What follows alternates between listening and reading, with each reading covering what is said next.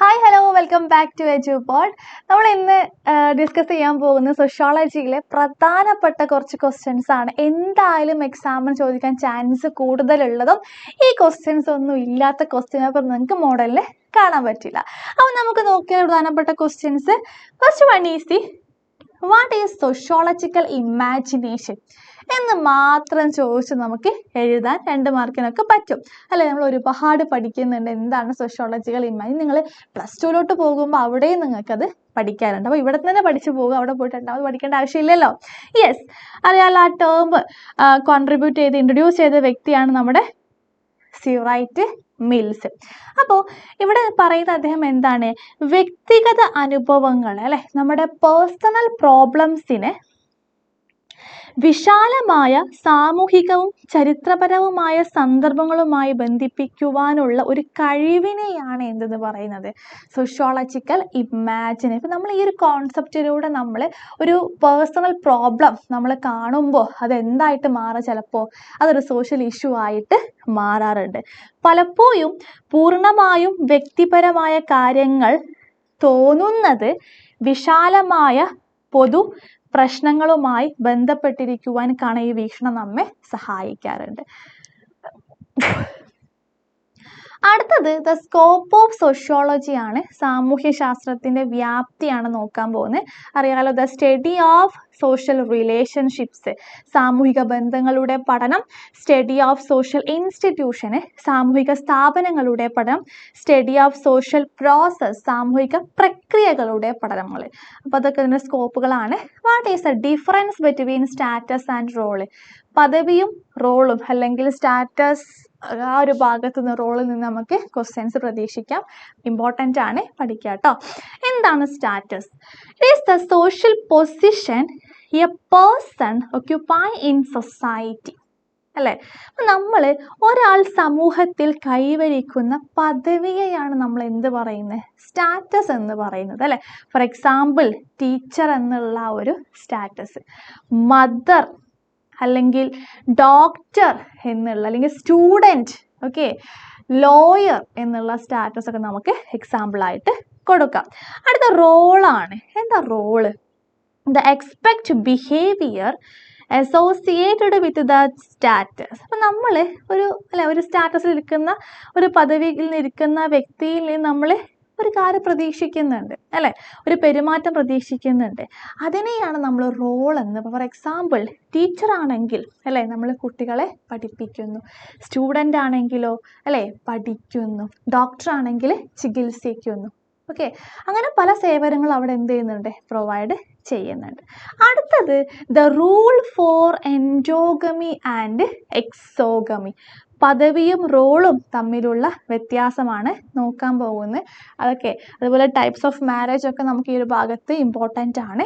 Endogamy and exogamy is a rule of marriage in which a person is required to marry with a particular social group such as caste, tribe or religion.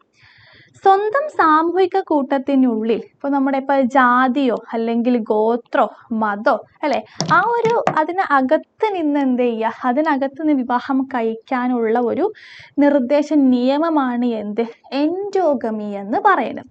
അടുത്ത exogamy അല്ലേ. Exogamy എന്താണ്? The rule of marriage in which a person must marry outside a particular group such ones a clan or gotra. ഇവിടെ exogamy ആ പേര് തന്നെ ഉണ്ട് അല്ലേ, exit പുറത്ത്. അപ്പോൾ എക്സോഗമി സ്വന്തം കൂട്ടത്തിൽ അല്ലെ, സ്വന്തം ഗ്രൂപ്പിൽ നിന്ന് വിവാഹം കഴിക്കണം എന്നില്ല, മതത്തിൽ നിന്ന് വിവാഹം കഴിക്കണം എന്നൊന്നുമില്ല, പുറത്ത് നിന്ന് ഏതിൽ നിന്ന് വിവാഹം കഴിക്കുവാനുള്ളൊരു നിയമമാണ് എക്സോഗമി. അടുത്തത് what is the socialization agencies ആണ്. സാമൂഹ്യവൽക്കരണ ഏജൻസികളാണ്. It's a very important. Okay, അറിയാലോ, ഫാമിലി വരുന്നുണ്ട്, peer group, school, mass media. Important ആയിട്ടുള്ള 4 എണ്ണമാണ്. ഓക്കെ, അത് പഠിച്ചു വെക്കുക. ഓരോന്നും എന്താണ് നമ്മളെ സോഷ്യലൈസ്ഡ് ആവാൻ ഏതൊക്കെയാണ് ഏറ്റവും കൂടുതലായിട്ടല്ലേ നമ്മളെ സോഷ്യലൈസ് ആവുന്ന പ്രൈമറി ഫാമിലിയാണ്. പിന്നെ ഇങ്ങനെ ഓരോന്നായിട്ട് വരുന്നുണ്ട്. അടുത്ത സർവേ മെത്തേഡ്. ഓക്കെ, എന്താണ് സർവേ രീതി? It is a sociological research technique used to collect information for a large number of people through tools such as A questionnaire, interview or online forms. ഇവിടെ നിരവധി ആളുകളിൽ നിന്ന് വിവരങ്ങൾ ശേഖരിക്കുന്ന ഒരു സമൂഹശാസ്ത്ര ഗവേഷണ രീതിയാണ് എന്ത്, സർവേ മെത്തേഡ് എന്ന് പറയുന്നത്. അപ്പോൾ സർവേയും സെൻസസും തമ്മിൽ ഡിഫറൻസ് അറിയാലോ. സർവേ ഒരു ഗ്രൂപ്പ് ഓഫ് പീപ്പിൾസിൽ നിന്നാണ് എന്ത് ചെയ്യുക, നമുക്ക് വിവരങ്ങൾ ശേഖരിക്കുന്നുണ്ടാവുക. സെൻസസ് ആണെങ്കിലോ ഓരോരുത്തർ ഇൻഡിവിജ്വൽ ആയിട്ടുള്ള ഇൻഫർമേഷൻസ് ആവും ലഭിക്കാം.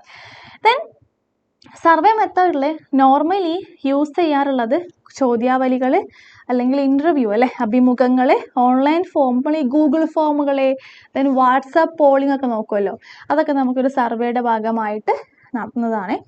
ദെൻ മനുഷ്യരുടെ അഭിപ്രായങ്ങൾ, സമീപനങ്ങൾ, പെരുമാറ്റം, വ്യക്തിഗത സവിശേഷതകൾ എന്നിവ പഠിക്കുന്നത് കൂടുതൽ ഹെൽപ്പ് ചെയ്യാറുണ്ട്. ഇനി 2 features of A structural interview. ഘടനാപരമായ അഭിമുഖത്തിൻ്റെ 2 സവിശേഷതകളാണ്. ഒന്ന് എന്താണ്, ഫിക്സ്ഡ് സെറ്റ് ഓഫ് ക്വസ്റ്റ്യൻസ് ആയിരിക്കും അല്ലെ, സ്ഥിരമായിട്ടുള്ള ചോദ്യങ്ങളായിരിക്കും. ഫോർമൽ ആൻഡ് സ്റ്റാൻഡർഡൈസ്ഡ് ഫോർമാറ്റ് ആയിരിക്കും. ഔപചാരികവും അതിനൊരു സ്റ്റാൻഡർഡൈസ്ഡ് കാര്യങ്ങളൊക്കെ ഉണ്ടാകും. അടുത്ത വാട്ട് ഈസ് ദി എലൈനേഷൻ അല്ലെ, എലിനേഷൻ, അന്യവൽക്കരണം എന്നാൽ എന്താണ്? എപ്പോഴും അല്ല, ആരുടെ കോൺട്രിബ്യൂഷനാണ്, മാക്സ് ആണ്. അപ്പോൾ മാക്സ് വെബർ, ഓക്കെ, എമിലി ദുർക്കി, ഇവരുടെ ഓരോ കോൺസെപ്റ്റുകളും കാര്യങ്ങളൊക്കെ ഉണ്ട്, അതൊക്കെ പഠിച്ചു വെക്കുക. അന്യവൽക്കരണം എന്നാൽ വ്യക്തി തൻ്റെ ജോലി, സമൂഹം അല്ലെങ്കിൽ സ്വന്തം സ്വയംബോധം എന്നിവയിൽ നിന്ന് അകന്നു പോകുന്നൊരവസ്ഥയാണ് എന്ത്, എലീനേഷൻ എന്ന് പറയുന്നത്. മാക്സിൻ്റെ അഭിപ്രായത്തിൽ തൊഴിലാളികൾക്ക് ഉൽപാദന പ്രക്രിയയിലും അവർ നിർമ്മിക്കുന്ന വസ്തുക്കളിലും നിയന്ത്രണമില്ലാതെ വരുമ്പോൾ അവർക്ക് നിരാശ, അസഹായത, ഒറ്റപ്പെട്ട നില എന്നിവ അനുഭവപ്പെടാറുണ്ട്.